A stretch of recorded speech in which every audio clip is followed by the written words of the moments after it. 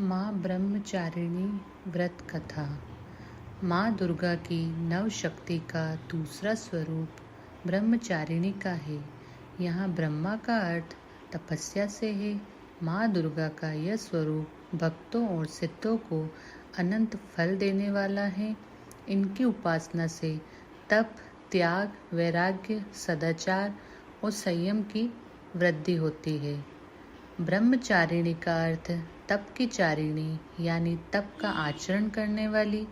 देवी का यह रूप पूर्ण ज्योतिर्मय और अत्यंत भव्य है। इस देवी के दाएं हाथ में जप की माला है और बाएं हाथ में यह कमंडल धारण किए हैं। पूर्व जन्म में इस देवी ने हिमालय के घर पुत्री रूप में जन्म लिया था और नारद जी के उपदेश से भगवान शंकर को पति रूप में प्राप्त करने के लिए घोर तपस्या की थी। इस कठिन तपस्या के कारण इन्हें तपचारिणी अर्थात ब्रह्मचारिणी नाम से अभिहित किया गया। 1000 वर्ष तक इन्होंने केवल फल फूल खाकर बिताए और 100 वर्षों तक केवल जमीन पर रहकर शाक पर निर्वाह किया। कुछ दिनों तक कठिन उपवास रखे और खुले आकाश के नीचे वर्षा और धूप के घोर कष्ट सहे। 3000 वर्षों तक टूटे हुए बिल्व पत्र खाए और भगवान शंकर की आराधना करती रहीं।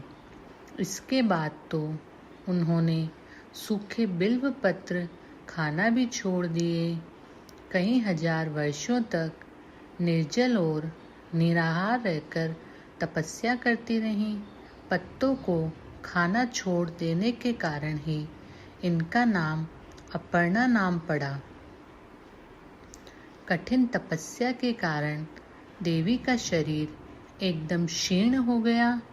देवता, ऋषि, सिद्धगण, मुनि सभी ने ब्रह्मचारिणी की तपस्या को अभूतपूर्व पुण्य कृत्य बताया, सराहना की और कहा, हे देवी, आज तक किसी ने इस कठोर तपस्या नहीं की। यह तुम ही से ही संभव थी। तुम्हारी मनोकामना परिपूर्ण होगी और भगवान चंद्रमौली शिवजी तुम्हें पति रूप में प्राप्त होंगे। अब तपस्या छोड़कर घर लौट जाओ